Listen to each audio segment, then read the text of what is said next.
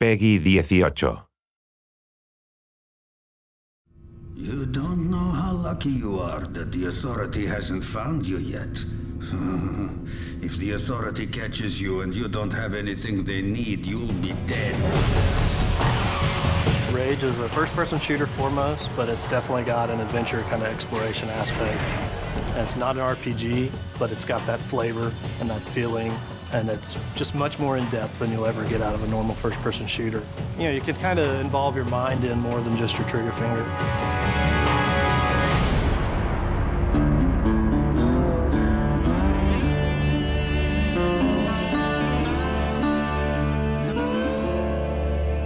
Bad guys in the world, you know, we have everything. There's some bandits around the corner.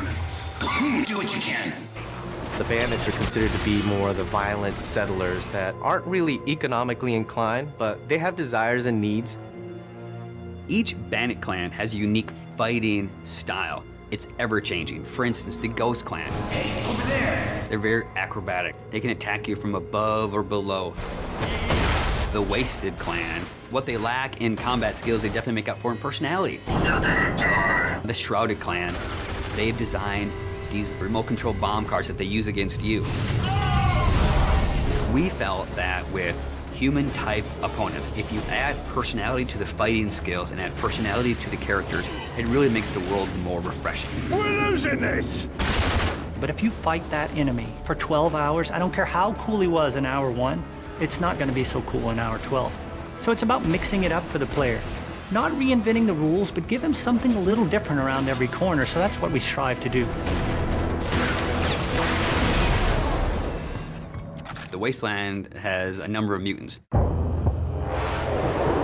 So there's a bit of mystery to where the mutants came from. Some people believe that the cosmic radiation and the impact winter affected human development. But some people believe that the Authority were conducting experiments on humans, and the failures were, of course, the mutants. Then, of course, there's the Authority.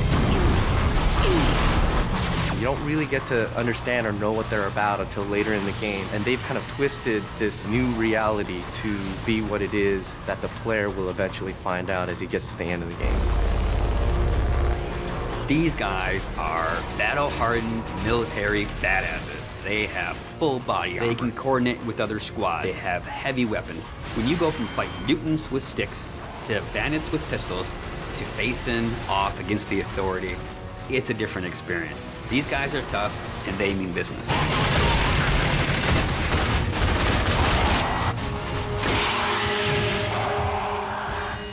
It is famous for having incredible graphics. So I wanted to have this real combat feel to it. Remember, to be of use to us, you must be able to move around freely.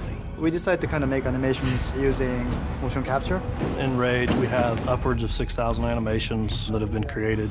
One type of character may have 300, 400, 500 animations that go with them. By applying those animations, the character is starting to look a lot more interesting. You also look interesting. When you're actually in combat with an AI, they have multiple layers themselves. When you shoot at the enemy, they'll actually react to the shot. So they'll freak out and they get into this scramble mode where he's running around trying to save his life and then dive into cover. And this is not really scripted, it's just based on what you've done to the enemy, which will change the AI state, and then they will play these different state of animations. And you can interact with them at the time they're doing that, so it's not like they're just stuck in that particular animation. You can shoot them and kill them, and everything happens as you would expect. And all these things work seamlessly together to really make our AI stand out and feel like they're part of the world in a way that you haven't seen in a first-person shooter before. Well, enough with all that. When a player's interacting in a combat scenario, the important thing to do is give them choices. And there should never be a dead point when they're only thinking, oh, I'm just holding the trigger down to kill these guys.